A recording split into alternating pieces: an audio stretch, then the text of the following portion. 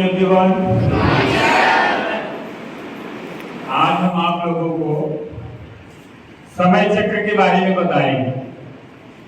जैसे आप लोग अपना अपना समय, कोई समय का सदुपयोग करता है, कोई दुरुपयोग करता है ना। किसी किसी के हाथ में घड़ी होती है फिर भी समय को न रोक पाता है और न उसका सदुपयोग ही करता है, जबकि हाथ में घड़ी होती है। तो समय जो है वह शुरू होता है युगों से। जो एक निश्चित समयावधि है, निश्चित कालचक्र है, निश्चित कालखंड है, उसे ही युग कहते हैं। युग 4 होते हैं। जिससे पहला युग है सतयुग। तो जो सतयुग है यह 17 लाख लगभग वर्षों का माना जाता है। 17 लाख वर्षों का लगभग माना जाता है। उस समय जो हमारी मुद्रा थी वह रत्न की चलती थी। जो रत्न होते हैं, रत्नों की मुद्रा चलती थी। और जो हमारा पात्र था स्वर्ण का होता था।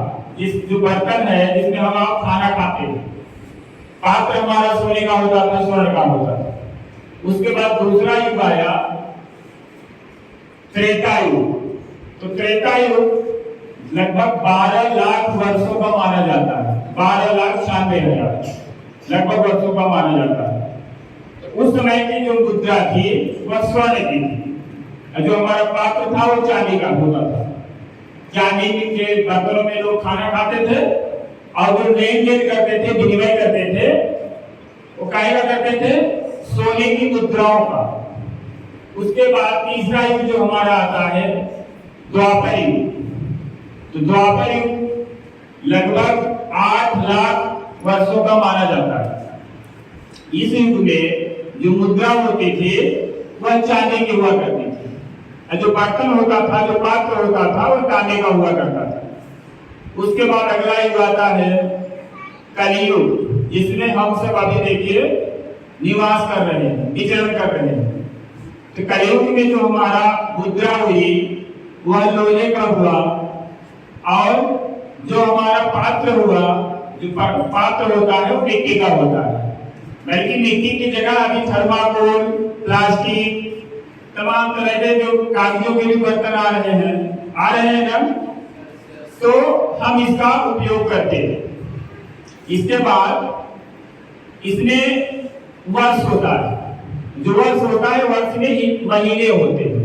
जैसे आप लोग जनवरी, फरवरी, मार्च इस तरह से बोलते हो, तो हिंदी के महीने होते हैं। जो चैत्र से शुरू होता है, हिंदी में भी इसी तरह 12 महीने होते हैं। चैत, बैसाख, ज्येष्ठ, आषाढ़, श्रावण, भाद्रपद, ग्वार, कार्तिक, अगहन, पौष, माघ, फाल्गुन 12 महीने होते हैं। ये सब आपके समय चक्र ही है। अब इन 12 महीने में, अर्थात जो महीना होता है, जो मास होता है हिंदी में, मास में 2 पक्ष होते हैं। अब एक पक्ष में 15 तिथियां होती है। यही 15 तिथियां जो प्रतिपदा से शुरू होती है, जैसे प्रतिपदा, द्वितीया, तृतीया, जैसे आप लोग 1, 2, 3 गिनते हैं, जो तिथि होती है, तिथि को ही आप लोग तारीख बोलते हैं। अंग्रेजी में इसी को तारीख या दिनांक, डेट आप लोग बोलते हैं। इसी को यहाँ पर इस प्रतिपदा से शुरू करते हैं। तो प्रतिपदा, द्वितीया, तृतीया, चतुर्थी, पंचमी, षष्ठी, सप्तमी, अष्टमी, फिर नवमी, दसवीं, एकादशी, द्वादशी, त्रयोदशी, चतुर्दशी। चतुर्दशी के बाद जो पहला पक्ष होता है, उसमें चतुर्दशी के बाद जो तिथि आती है, जो 15वीं तिथि होती है, उसे अमावस्या कहा जाता है।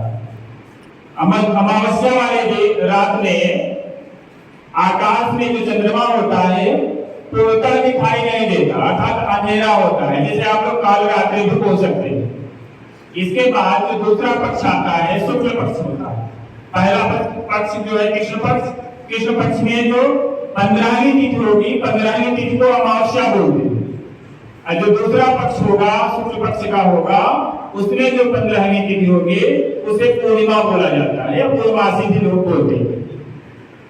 अब यहाँ पर इस महीने में अब सप्ताह में विभाजित हो जाता है। जैसे एक महीने में 4 सप्ताह होता है ना।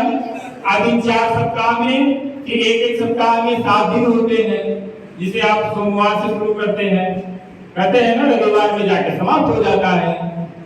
तो यहाँ पर जिस कभी कभी आप लोगों ने देखा होगा, अब सप्ताह में जो दिन होता है, अभी जैसे अब हमने बताया कि सोमवार से शुरू करते हैं और रविवार में समाप्त हो जाता है।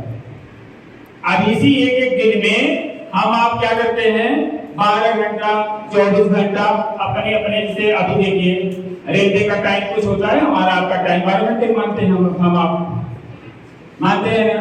अब उसको घंटा मिनट में विभाजित कर लेते हैं, फिर सेकंड में विभाजित कर लेते हैं। और हम आप यहाँ पर जो कभी आप लोगों ने देखा होगा, हमारे आपके घर में जो पूजा पाठ होता है, पुरोहित लोग आते हैं, तो पुरोहित लोग जो संकल्प पढ़ते हैं, जो मंत्र पढ़ते हैं शुरू में, उसमें भी बताते हैं कि हम कहाँ निवास करते हैं, क्या समयावधि चल रही है, सब बताते हैं। जैसे पढ़ते हैं ना, ओम विष्णु विष्णु वैवस्वत मंत्र, उसके बाद कलियुग के प्रथम चरण आर्यावते जम्बूद्वीपे पढ़ते हैं ना। कलियुग के हम प्रथम चरण में अभी चल रहे हैं, कलियुग के प्रथम चरण आर्यावते जम्बूद्वीपे भरतखंडे। तो हम लोग यहाँ पर कलियुग के प्रथम चरण में अभी निवास कर रहे हैं। कलियुग का पहला चरण चल रहा है, लगभग 5120 वर्ष बीत चुके।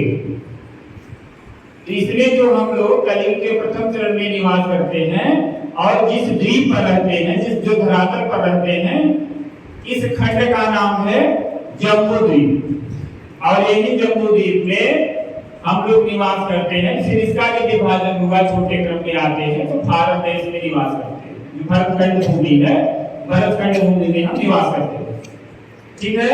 अब उसके बाद जब आते हैं तो हमारा जिला आ जाता है, जिला आ जाता है, फिर हमारी तहसील आ जाती है, फिर ब्लॉक आ जाता है, फिर ग्राम सभा आती है, ग्राम सभा के बाद फिर हमारा गांव आ जाता है, फिर मोहल्ला, फिर वार्ड, इस तरह से विभाजित हो जाते हैं ना।